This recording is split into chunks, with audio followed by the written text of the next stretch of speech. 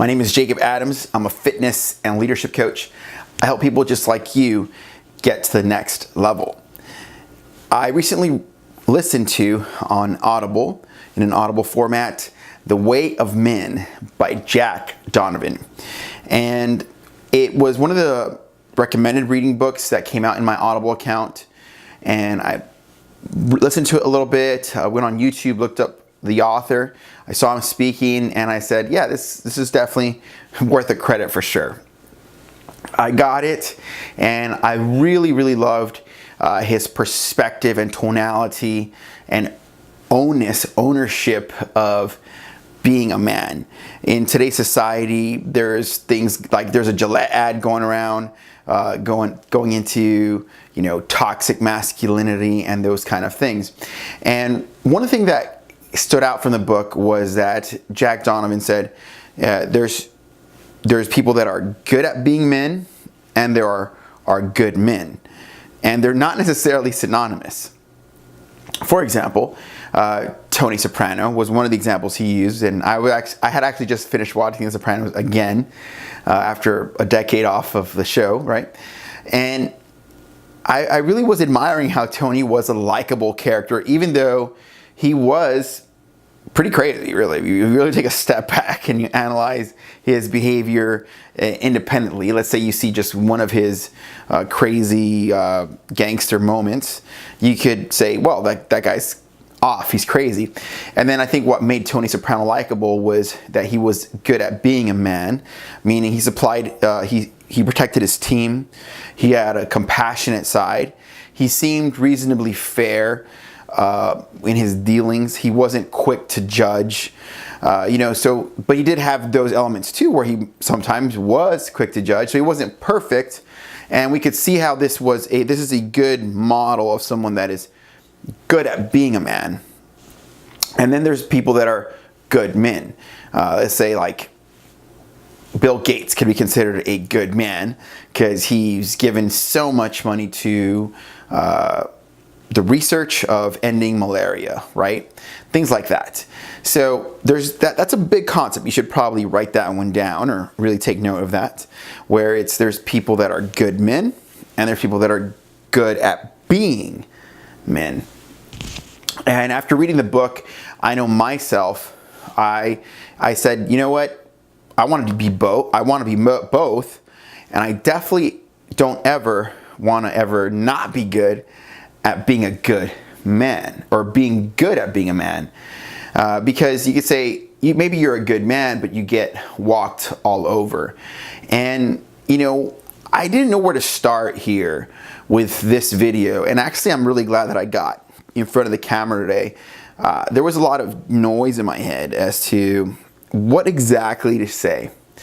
So I started with this book review and said, look, this is something that's been percolating in my mind, okay? And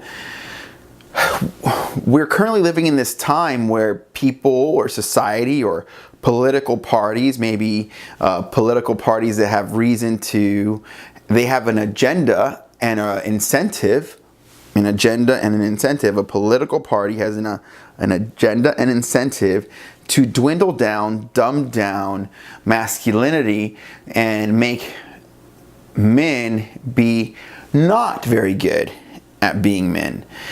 Jack Donovan starts off the book with one of the key important aspects of men, people good at being men, is the ability to fight and work together in a team. Again, so that's some of the key ideas. And in order to fight, a man needs strength, right? So without strength, it's very difficult for a man to be good at being a man, because not only is it a defining characteristic of manliness is strength, it also is one of the currencies used in group building.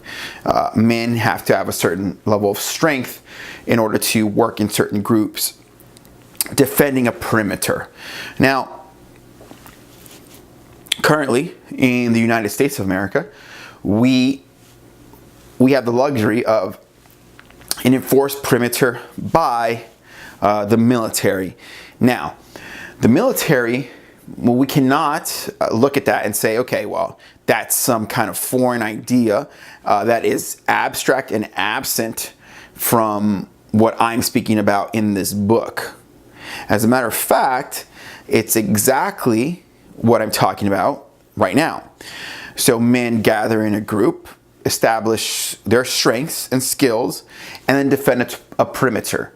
Now that is what the military does.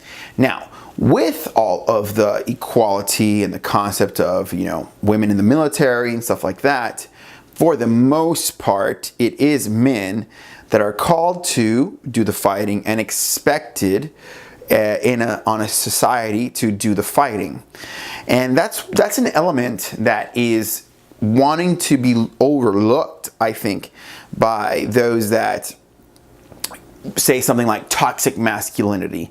Like, it's quick to say, okay, there's such a thing as toxic masculinity, and yet these same people that would say something like that benefit from the defense of the masculine, the manliness, or that is, they are being defended and benefit from men putting their lives at stake, using their lives to defend the entire group, or the entire nation in this case, from external attacks or threats. And that warrants being examined deeper, not simply overlooked or thought of as some kind of trivial information, right? So that's where Jack Donovan will take us through in his book, to examine these concepts. I was on Instagram the other day, and the thing I found was this, that there was this picture that came up, and it showed like a man bringing a woman through like a flood situation.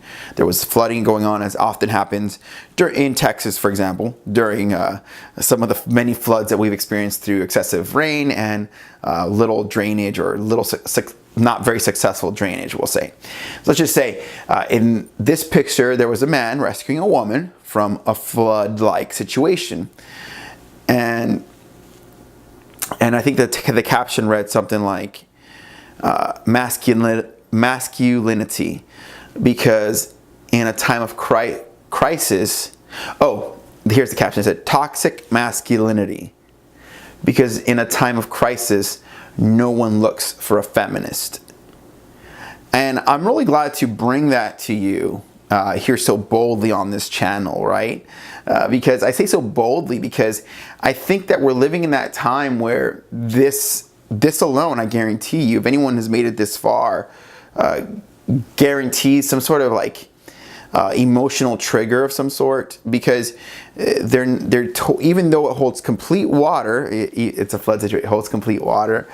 Even though it holds complete water to bring this up, that in a time of crisis, it is men that are being called to action, right?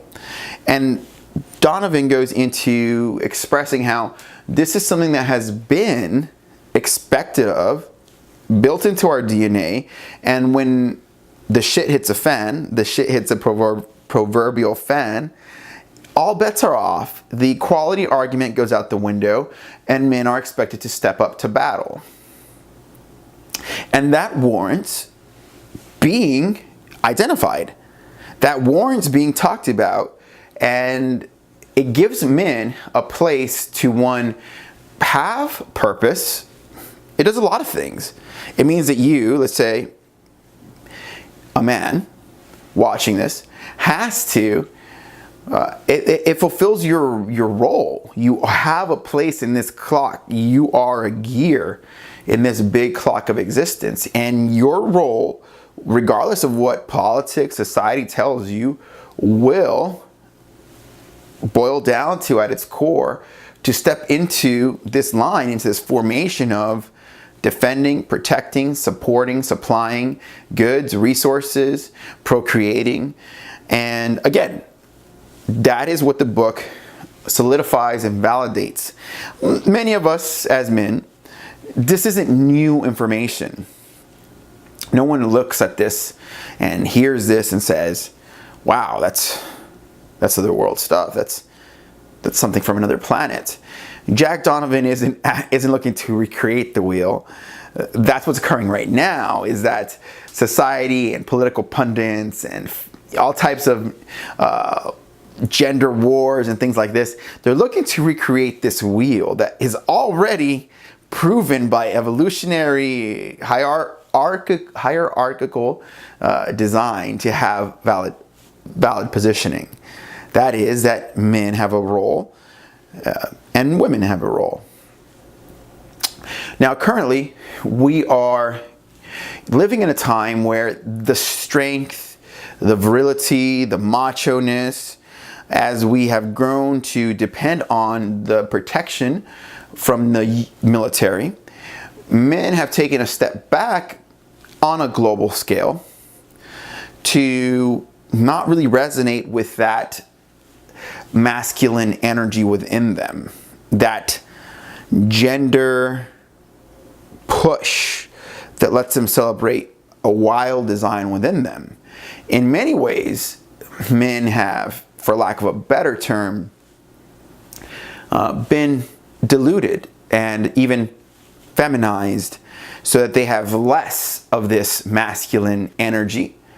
And terms like toxic masculinity then were frameworks designed to achieve a level of social engineering that can incite some sort of weaker men.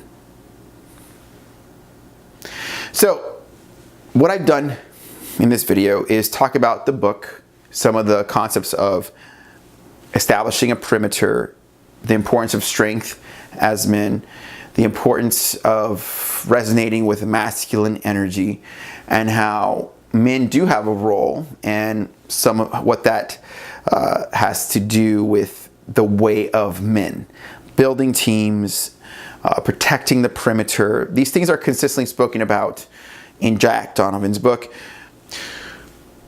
Being good at being a man and being a good man, and how they are different and not always synonymous, because we could say Tony Soprano was not a good man, but good at being a man.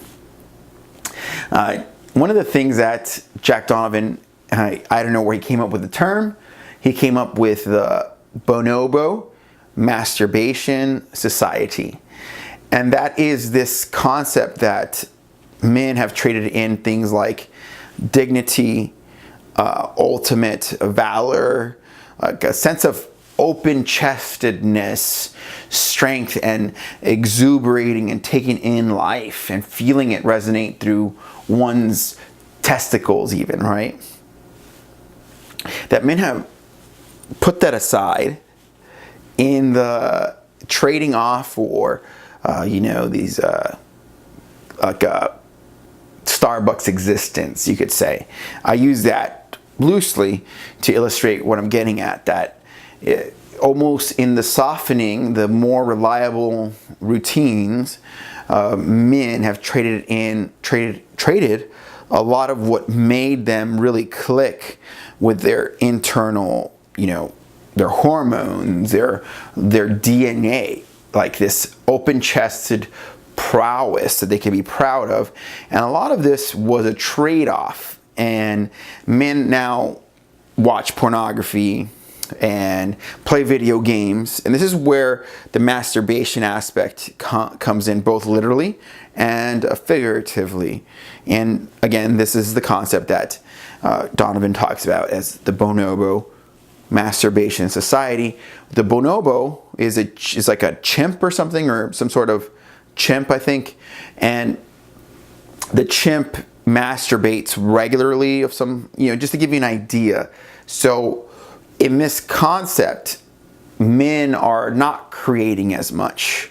Men aren't putting themselves on the line as much, taking as much risk, and in many ways sort of trading in their hours, so they have a more routine-like life. And some of that routine tends to dwindle down again that masculine core, that the desire to take risks in order to achieve a greater outcome, there's a dwindling down because they're now defending a type of routine. So I'll paint a perfect routine of what might be the bonobo masturbation society, which, again, these aren't notes, this is just from my own memory. So let's just say a man were to wake up and go to McDonald's and get $1 meal, right? So right away, monotony, systemization, food's not even healthy, slowly killing the man inside.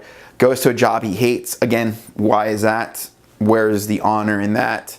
Where's the strength in that? Where's the risk in that? If you really hated that job, for example, what's stopping you? Is it fear? Why does that fear exist? Goes to a strip club because now this person might be overweight in this scenario, not much income to really have extra income to actually, support a family. And so neither in shape, living the life they want, nothing to be proud of, nothing to really feel sexual chemistry within himself about. And then let's just say also goes home and jerks off to pornography, right? Let's just say that that's a perfect picture of the bonobo masturbation society. Playing video games would be a great way to end it right there. And then a man being caught up in this routine, and then taking antidepressants because they can't take their life the way it is.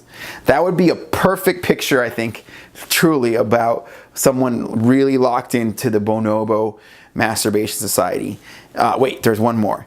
And then finally, when he does get a girlfriend or a wife or something like that, this man would idolize her and not have any real value or self-esteem with himself. Just be happy that somebody's with him because it really doesn't have any kind of backbone or self-reliance within self.